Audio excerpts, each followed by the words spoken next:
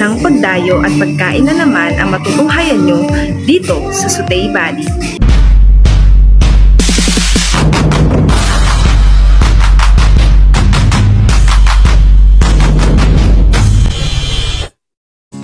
At since maulan ngayon, meron tayong isang kainan ng tambayan dito sa Rachel Ann Food Hub. Tignan natin kung ano ba mga pagkain nila dito. Tara!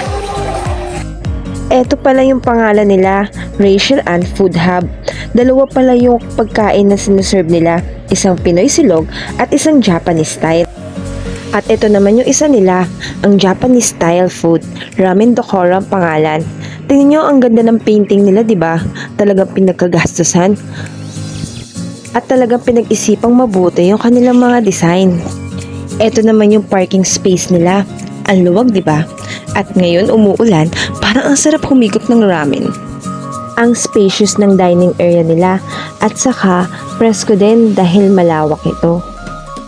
Tamang-tamang pang-pamilya. Ito naman yung masayahin nilang receptionist. At meron din silang mga binibentang Japanese items. Kung meron kayo magustuhan, pwede niyong bilhin dito. Alam mo talagang malinis yung area nila dahil napaka-organized ng mga gamit nila. Ito pala yung mga menu ng Ramen Dokoro. O diba, napaka-affordable. At ito naman yung mga silog meals nila.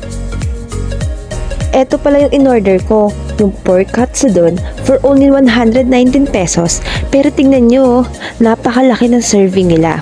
Mukha lang malit sa picture, pero ang dami-dami nilang laman.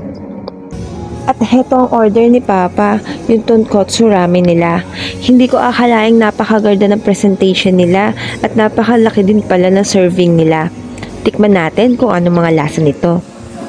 So ngayon, eto na yung tonkotsu ramen nila. O diba, napakalaki ng serving. Actually, parang good for two na nga ito eh. Ngayon, tikman natin.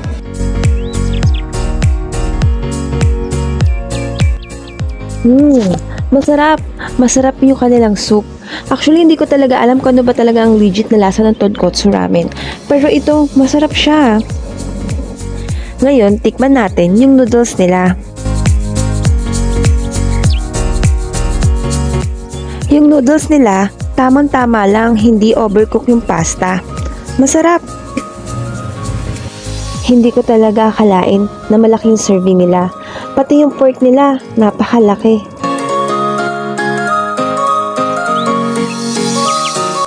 Saka ang dami rin nilang seaweeds ha. Hindi sila nagtipid sa ingredients. Pati yung egg nila, buo rin.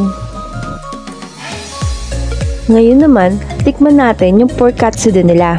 Hindi ko rin na-expect na ganito rin pala kalaking serving nila.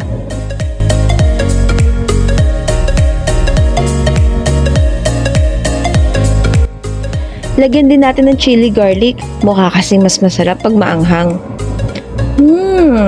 Ang sarap ng chili garlic nila mga kabady. Saktong-sakto dito sa katsudon nila. At napakadaming kanin. Kapag kumain ka nito, talagang hindi ka makakapag-diet. Actually, parang good for two na nga rin yata ito. Eto nga si Papa oh, talagang nag-enjoy daw siya sa kanyang ramen. Masarap daw.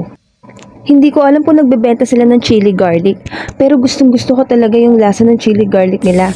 Tamang-tamang pampagana dito sa kinakain kong pork katsudon. Tara, kain tayo.